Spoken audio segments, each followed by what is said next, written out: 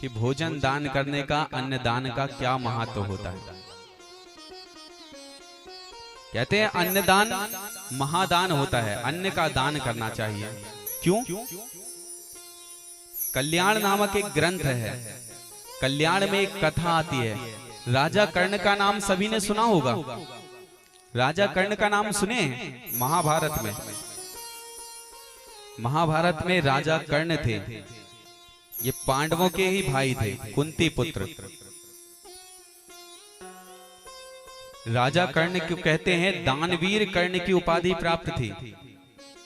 राजा कर्ण से बढ़कर इस संसार में कोई दानी नहीं हुआ। राजा कर्ण एक मन स्वर्ण रोज दान करते थे। जो व्यक्ति उनके दरबार पर आ जाता था, एक बार अगर राजा कर्ण के दरबार पे आ गया और राजा कर्ण से अगर दान मांग कर ले गया तो उसकी 7 पीढ़ियां तर जाती थी। 7 पीढ़ियां बैठकर खाती थी, लेकिन धन खत्म नहीं होता था। इतने बड़े दानी थे राजा कर्ण। एक बार राजा कर्ण अपने द्वार में हीरे मोती सोने चांदी दान कर रहे थे। उनके दरबार पे एक दुबला पतला सा एक भिक्षुक ब्राह्मण आया, 3 दिनों से भूखा था। राजा कर्ण से कहने लगा, महाराज मैं 3 दिनों से भूखा हूं, मुझे कुछ खाने के लिए दे दीजिए। राजा कर्ण ने कहा, मैं यहाँ हीरे मोती सोने चांदी लुटा रहा हूं, तो खाने के लिए मांग रहा है। भूखे ब्राह्मण ने कहा, महाराज 3 दिन से भूखा हूं, 3 दिन से कुछ खाया नहीं है। अगर आज मुझे भोजन नहीं मिले तो मेरे प्राण निकल जाएंगे। मुझे आपके सोने चांदी हीरे मोती नहीं चाहिए, आप मुझे केवल 2 रोटियां दे दीजिए। 2 रोटी दे देंगे तो पेट भरेगा, तो जान बच जाएगी, और जान ही नहीं रहेगी तो आपके हीरे मोती सोने चांदी का क्या करेंगे। राजा कर्ण ने कहा, तुम भिखारी के भिखारी ही रहोगे, तुम कभी बड़े आदमी नहीं बन सकते। तुम भिक्षुकों की बुद्धि भिखारियों की तरह ही रहेगी। मैं यहाँ हीरे मोती सोना चांदी लुटा रहा हूं, एक बार ले जाएगा, तेरी 7 पीढ़ियां बैठकर खाएंगे, कभी धन की कमी नहीं होगी। और तू ये सब छोड़ के 2 रोटियां मांग रहा है। कहा, महाराज भूखे मारे जान निकली जा रही है, रोटी नहीं मिलेगी तो मर जाऊंगा, आपके हीरे मोती सोने चांदी का क्या करूंगा। ब्राह्मण बोला, महाराज बस 2 रोटियों की व्यवस्था कर दीजिए, ये सब नहीं चाहिए। राजा कर्ण ने कहा, तुम भिखारी के भिखारी ही रहोगे। एक काम कर, अपनी उंगली का इशारा किया, वहां देख दूर कोई छोटा मोटा सेठ है, वो नित्य भंडारा कराता है, जा वहां जाकर भंडारा में जाके खा लेना, तुम भिखारी के भिखारी ही रहोगे।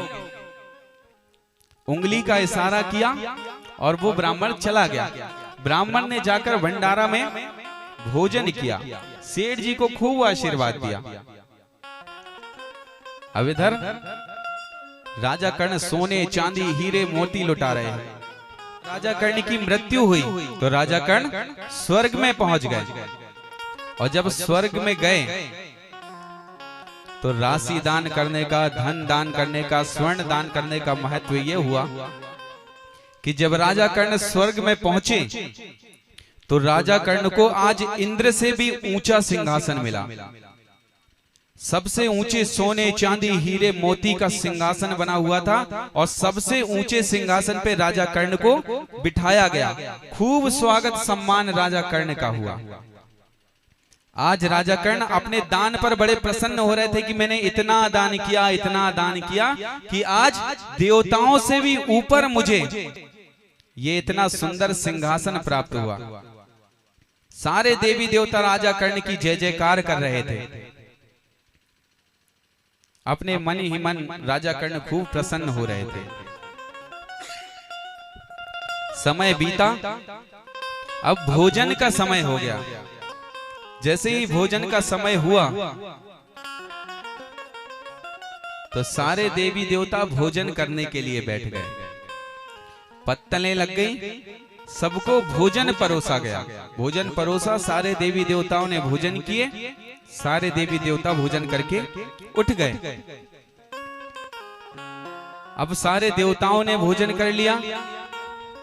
जितने दास दासियां लगे हुए थे, दास दासियां भोजन करने बैठ गए। उन्होंने भी भोजन किया, सब उठ गए। और देखते देखते भोजन व्यवस्था समाप्त हो गई, बंद हो गई, पत्तलें उठ गई, सब बर्तन मंजे साफ हो गए। राजा कर्ण ने सोचा शायद हमारे लिए कुछ स्पेशल व्यवस्था होगी, हम इतने बड़े दानवीर हैं और सबसे ऊंचा आसन हमें दिया गया है, तो शायद हमारे लिए कुछ ना कुछ जरूर स्पेशल व्यवस्था की गई होगी। राजा कर्ण अपनी राजगद्दी में बैठ के बड़े प्रसन्न हो रहे थे कि अब हमारे लिए कुछ स्पेशल व्यवस्था होगी, बढ़िया भोजन आएगा। लेकिन राजा कर्ण के लिए कुछ नहीं आया। राजा कर्ण को भूख लगी, एक सेवक को बुलाया, इधर आओ। बोले जी महाराज आदेश करें। कहा सारे लोगों ने भोजन कर लिया। बोले हाँ महाराज सबका भोजन हो गया, और हमारा, हम दानवीर कर्ण हैं, इतने ऊंचे सिंहासन पर हमें बिठा दिया, लेकिन भोजन के लिए हमें कोई नहीं पूछ रहा है। सेवक ने कहा महाराज क्या है ना कि यहाँ पे टोकन सिस्टम चलता है। बोले जितने टोकन हमारे पास, जिन जिन के नाम के टोकन आते हैं, हम उन लोगों को टोकन के हिसाब से भोजन प्रदान कर देते हैं। जिन जिन के नाम का टोकन आया हुआ था हमने उनको टोकन दिया, उन्होंने टोकन में भोजन कर लिया। राजा कर्ण ने कहा ये टोकन बनाता कौन है? बोले चित्रगुप्त बनाते हैं। बोले बुलाओ चित्रगुप्त को। चित्रगुप्त को बुलाया गया। बोले हमें इतना ऊंचा आसन में बिठाया गया है, इतना मान सम्मान किया, दानवीर कर्ण की हमें उपाधि प्रदान की गई, सबने भोजन कर लिया, लेकिन हमारे लिए कोई भोजन की व्यवस्था नहीं है। तुमने हमारे नाम का टोकन क्यों नहीं बनाया? चित्रगुप्त ने कहा महाराज ऐसा है कि लिस्ट ऊपर से आती है, हम तो केवल टोकन बनाते हैं, जो लिस्ट आती है हमने लिस्ट में नाम पढ़ा और लिस्ट के हिसाब से टोकन बना दिया। बोले टोकन कौन बनाता है? बोले टोकन तो आती है विष्णु जी के यहाँ से, क्योंकि विष्णु जी संसार के पालन करता है, वो जिस जिसका नाम भेजते हैं हम उनकी लिस्ट जो आती है, जिनका नाम आता है, टोकन बना के दे देते हैं। आपके नाम की कोई टोकन नहीं है तो हमने आपकी टोकन नहीं बनाई, और बिना टोकन के यहाँ भोजन मिल नहीं सकता। बोले हम दानवीर कर्ण हैं, सबसे ऊंचे सिंहासन पर बैठे हैं। बोले महाराज दानवीर रहो या कोई भी रहो, टोकन है तो बताओ, अभी भोजन लगवा दे रहे हैं, और टोकन नहीं है तो भोजन नहीं मिलेगा। बोले चलो भगवान विष्णु के पास। चित्रगुप्त जी राजा कर्ण को लेकर भगवान विष्णु के पास पहुंचे। भगवान विष्णु ने कहा आइए राजा कर्ण, दानवीर राजा कर्ण, आपका स्वागत है, आइए आइए पधारिए।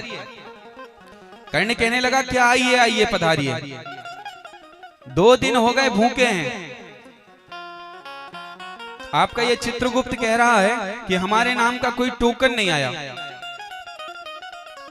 हमें देवताओं में सबसे ऊंचा आसन दिया गया है, दानवीर कर्ण की उपाधि भी दे दी है, लेकिन भोजन की कोई व्यवस्था नहीं है।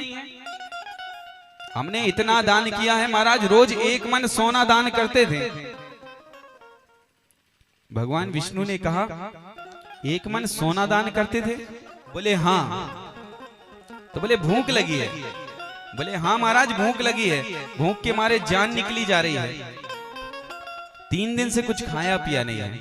तो बोले एक काम करो, अपनी अंगुली निकालो।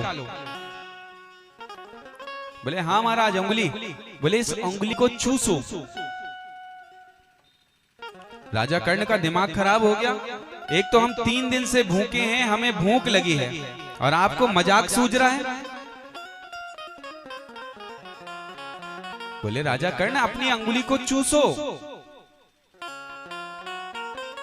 राजा कर्ण इधर उधर देखने लगे। चित्रगुप्त ने कहा जब भगवान कह रहे हैं तो चूसो। जैसे ही राजा कर्ण ने अपनी अंगुली को चूसा, राजा कर्ण को डकार आ गई। राजा कर्ण खुश हो गए। बोले महाराज मुझे पता था कि आपने मेरे लिए कुछ ना कुछ स्पेशल व्यवस्था की होगी, अब तो आपने हमारी सारी चिंता ही दूर कर दी। जब हमें भूख लगी हमने अपनी उंगली को चूसा और हमारा पेट भर जाएगा।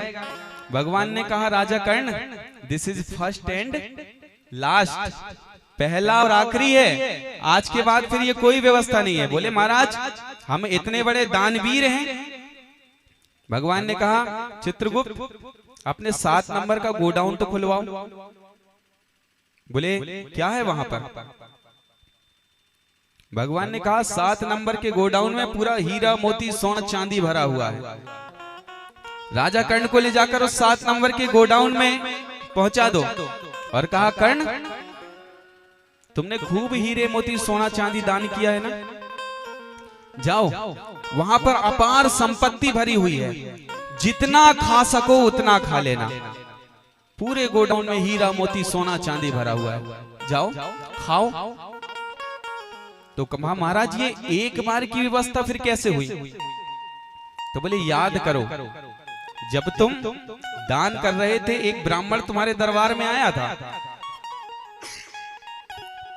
तुमने उसे भोजन दान नहीं किया, डांट कर भगा दिया, लेकिन जाते जाते में बता दिया था, इसी उंगली का इशारा करते हुए कहा था कि वहां दूर एक कोई छोटा मोटा सेठ भोजन करा रहा है।